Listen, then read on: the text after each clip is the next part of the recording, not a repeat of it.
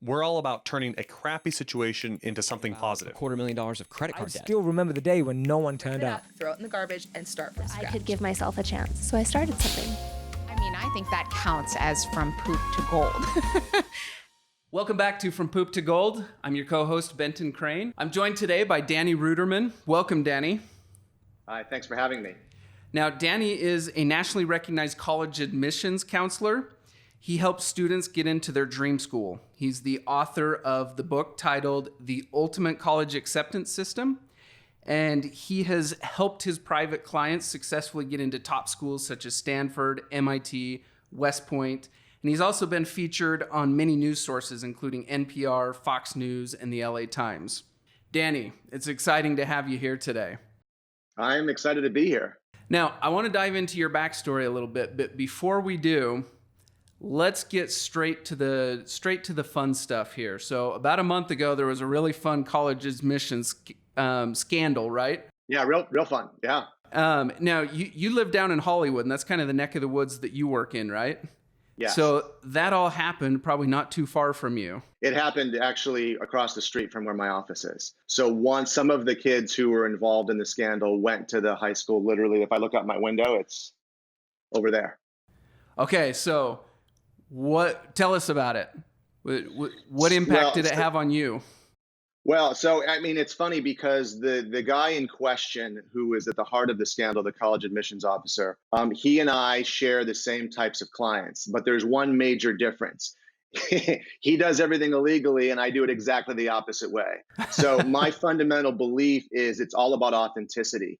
I don't care if you're first generation like I am, or if you have all the money in the world. I treat my students exactly the same. I want to help them become the best versions of themselves. And so because of that reputation that I've had over the last 18 years, the scandal actually helped me because I've gotten interviews. I was 60 Minutes, Dateline, because I'm sort of known, especially in this town, as the guy who does it right. And I had to make a decision. The day that it happened, my phone started buzzing on every client, either saying, thank you so much for doing it correctly, or from a media organization saying someone told us about you.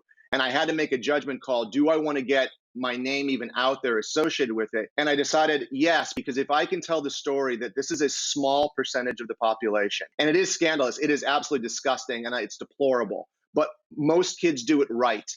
And this small percentage isn't going to taint all the kids who are working really hard and really wanting to go someplace. And I wanted to get that message out there. That's awesome. So when you talk about doing it right, give us the nutshell version of what is doing it right. Sure. So I have all these kids get into top schools, and the first thing that I will say is I don't care. I don't care about the name of a college where my students attend. What I want to help them do is find schools that match them academically, socially, where they can go and thrive. And even then, my job is not, I don't see my job as to help kids get into colleges. I help them become the best versions of themselves. So there is this unique time frame between age 16 and 18 where kids start making decisions for themselves. They start understanding that there's a future for themselves. And that is the ideal time for someone like me to get in and say, hey, you can think big. What do you want to do? One of the questions I ask my students is, if you had $1 billion right now, what would you do with the money? And then I follow it up with, okay, if you had $1 billion and you were out of college and you could have any job, no restriction, what would it be? Now, most kids don't have an answer to that, but they start thinking, what would I want to do? And it's that you can see their brain working. So then I can say, listen, give you an example. So I had a student who I asked the question. He said, well, I'd love to be a music producer, but the music business is really hard. And maybe I'm like, hold on. You're 16 years old. Let's not stop it before it even starts. So if you could intern with anyone in the world, who would it be? He thought about it for a minute. He's like, well, it's one of two music producers. I said, okay, well, let's track them down, because adults will do for a 16 or 17-year-old what they'll never do for a 22-year-old. So long story short, it took about 6 weeks to track down an email. He sent a cold email to the producer's people. They first gave him 1 day's worth of work. Then a month later, they gave him 3 days worth of work. And lo and behold, a year and a half later, he got off tour with Ed Sheeran, and he's helping produce Halsey's new album. That's That's incredible. insane. because he got his foot in the door and he worked his butt off. It wasn't because somebody had some sort of connection. It was because he's a good kid who worked hard, but he asked. He asked for what he wanted. And that's one of my big messages to kids. Now, many of your clients are some of the big names in Hollywood. Are there Yes. sometimes unrealistic expectations from the parents for their kids? And if so, how do you navigate that? That's a great question. So one of the reasons why I think I'm good at my job is because I can speak both languages. So I can speak teenager and I can speak parent. And it's all about realistic expectation setting. So a lot of times a parent will come to me and said, we met with our school counselor and within 30 minutes, she made my son cry because she looked at my son's list and said, well, you can't get in there. I don't know why you would do that, especially to a 10th grader. Why would you say you can't do something? And when you hear my personal story, you'll understand why I don't do it that way. So yes, obviously, if you came to me as a C student with a 900 SAT and you told me you want to go to Harvard, okay, well, something's going to have to change then in the last 2 years of high school. But listen, I had a girl once who literally had C's and D's and for a variety of reasons got straight A's her junior and senior year. She just had to work out some stuff. And she got into schools that her GPA never would have suggested she would have gotten into because it's all about the narrative, right? It's all about this arc of story. So when I talk to parents, I'm very realistic. You know, if you're trying to get into Harvard or Stanford or Princeton, it's a 4 or 5% acceptance rate. Okay, so I'm not going to say, oh my God, you're going to get in. But at the same time, I'm not going to just tell somebody and crush their dreams out of the gate because there's a lot of things that kids can do, especially in the last years of high school, to become the best version of themselves. And colleges are looking for that. Fantastic. Let's shift gears. I want to talk about you. Sure.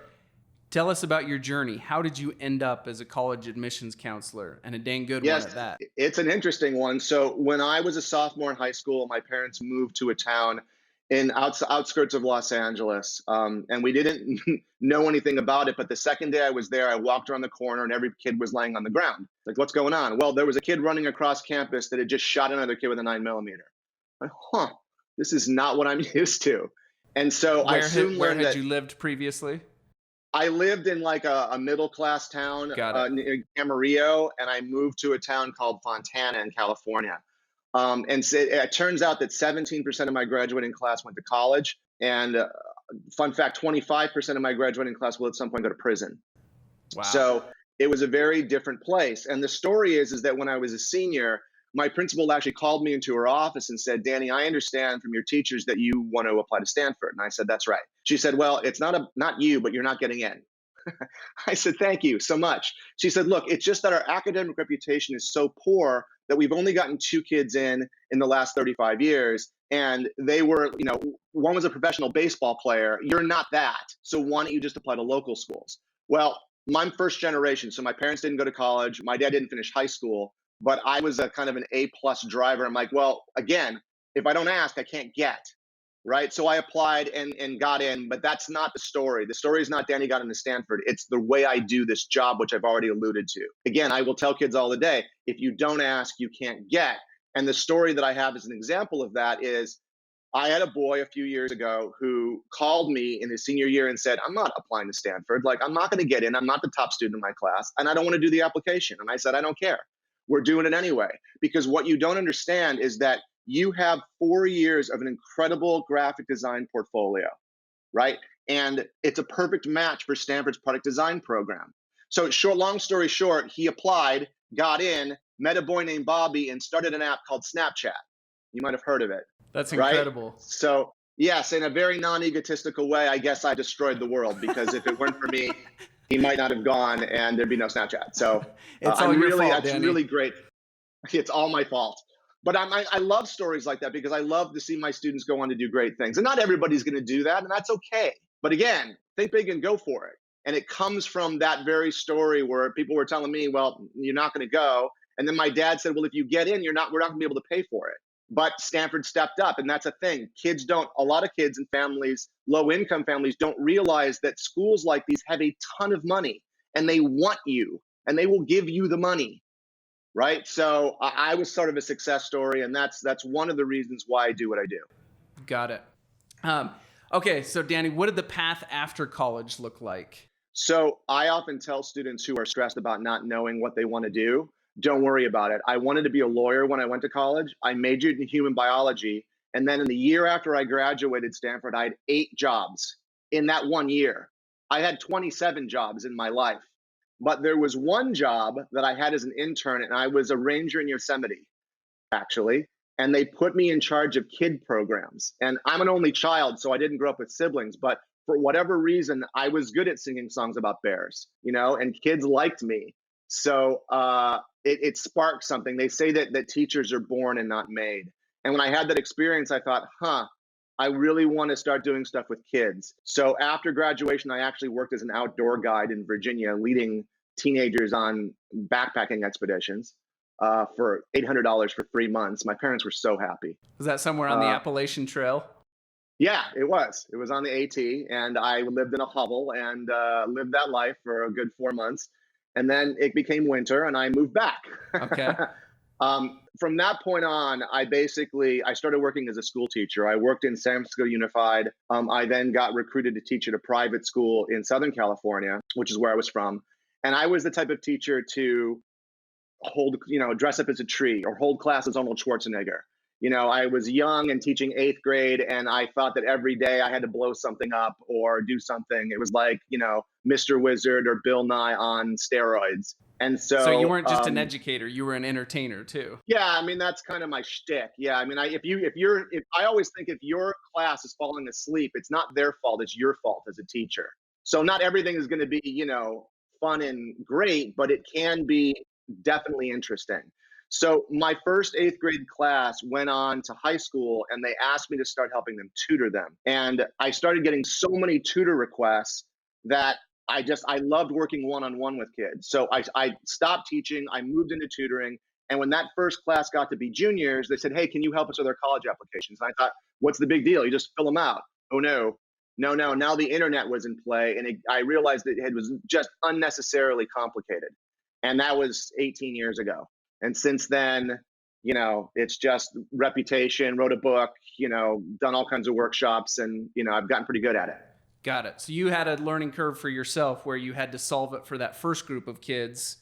For sure. And then you kind of realized, hey, I've got a special expertise here and a special talent.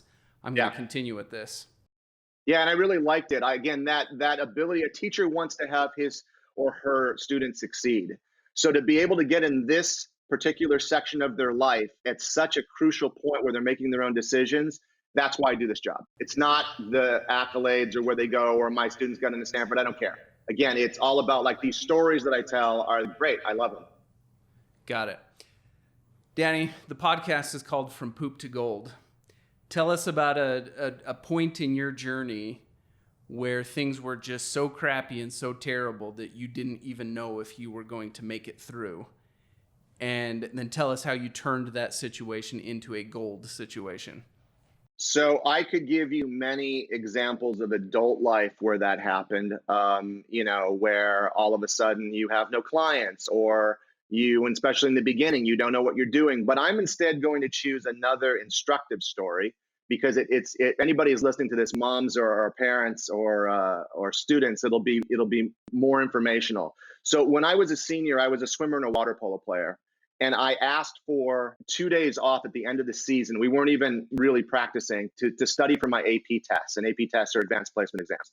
Well, for some reason, that really angered my coach. Angered him to the point so much where he took 15 minutes in front of the team and berated me with a lot of bad words and then threw me off the team. Well, my coach was a little bit crazy, so I went back the next day thinking he was having a bad day. But then he talked bad about me to my girlfriend and threw me off the team again. Well, I went home and told my dad at this point, and my dad was going to go over there and he would have sent my coach to the hospital. Let's put it that way. So my dad, that's not going to help anything. I'll handle it. So I went back the next day and I set him aside. I'm like, Coach, I just want to thank you for everything you've done. I appreciate what you've done for me over the last several years, but I think it's best if I don't play for you. And he said, I respect your decision. And that was it. I shook his hand, right? No. He then gave me an F. He then systematically went and talked to all of my teachers. My counselor called me into her office and said, what is going on with your coach? The faculty just voted you the junior of the year. Why is going on? And I told her the story and she said, just stay away from him. Now, the reason that this is important is because, number one, this story is what I wrote my Stanford personal statement on. Okay, so in a funny thing, the hardest part of high school for me were the thing that I had been doing my whole life had been stripped away from me. And I was being berated by an adult who I was supposed to respect, literally trying to ruin me. And so I took that and did two things. Number one, I couldn't swim or play sports anymore. So I started a mock trial team at my school. They hadn't had one. I wanted to be a lawyer. So I recruited all these kids. I learned the system. I got the faculty and we competed. Okay. And then I wrote my essay about how I handled this situation. And that's all I did for my personal statement. I told the story. And that's what a personal statement should do. It should reveal character through storytelling. So the worst thing that happened to me in high school actually ended up being the best thing because it probably helped me get into Stanford. It made me more interesting because I went outside the box and did something and self-initiated. And my personal statement showed what kind of character I had. So there's your poop to gold story. So in the moment, it felt horrific, but it ended up being the key thing or one of the key things that got you into Stanford. Absolutely. Yeah. It's all about how you bounce back, right? Danny, tell us about your process for networking and what it means in your role. So it's funny because as an only child, despite the fact where I went to college, I really didn't network very much. I just put my head down and worked, 100 hours a week. But in the latter years, I found that the key is I don't look for people to do things for me. I look to help other people. And that's just my MO. That's what I do with kids all the time, right? So if I meet somebody, the very first thing that I ask them is, what are you working on? How can I be of service to you? And of course, Dale Carnegie was the one said, if you want to get something yourself, help other people achieve their dreams and watch what happens, right? Not only will they be more likely to help you, but just, good karma. So, but I don't do it for that reason. I honestly want to help other people. And that connection, when people feel that you're authentic and you really actually want to do good for them, the door is open for you. If people are trying to work it or network to see what they can get out of it, I don't really think that works. And anything other than the podcast coming down the pipeline that you'd like to give a shout out to? Well, thank you for giving me the opportunity. Right now, what I'm doing, especially for back to school, I've been teaching these workshops at schools all over the country. And for the last 3 months or so, I've been doing it online. I've been doing one-to-many. And it's been working really great. It's sort of helping me satisfy my mission because instead of you having to come to Los Angeles and meet me, I can give you the same step-by-step coaching, but I can do it online and I can do it to a lot of people. So, once on my website, all these things will be available. So hopefully I can help as many people as humanly possible, especially ones like me who, didn't know that the opportunities were out there until they were presented to themselves. Fantastic. I love it. For any of our listeners who might be going through this process right now, either parents or teenagers, what would your advice be to people who are in that situation right now who want to get into their dream school? Great question. And I have 3 answers for it. Number one, it's only college. That's the first one. People get way bent out of shape about the name of a school when studies have shown that the name of a school doesn't mean anything. It's about the person that you are. So, and also college is amazing. I mean, there's 4,000 schools in the country. Anybody who's been to college will testify. It's pretty awesome. So it's only college. Keep that in mind. Number 2, it's really, like I've said, about being authentic. Kids think, or parents think, that their children need to go and do this or this in order to, quote, look good for colleges, when the exact opposite is true.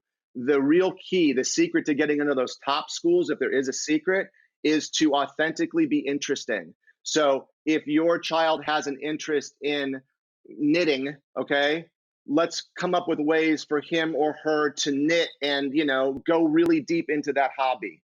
Okay, in a variety of ways. That self-initiation will end up producing more acceptances than if you do what everybody else is doing. So that leads me to the third sort of principle, which is think outside the box. If you're Stanford or if you're Lewis and Clark, it doesn't matter. There's 1,000 other students with your same GPA and test scores. There's got to be reasons why colleges take one student over another. And it really comes down to, okay, who is this student? Is he or she authentically pursuing something? And again, it doesn't have to be grandiose. It doesn't have to be inventing a laser in your basement, right? But the more authentic and true and even vulnerable you are in your essays and your presentation, the more real you're going to be. And that's the kind of kid that they take. Danny, it's been such a pleasure to have you on the show. It's been great to get to know you. Thank you for coming. Okay, make sure to like, subscribe, and share, and we'll see you on the next episode.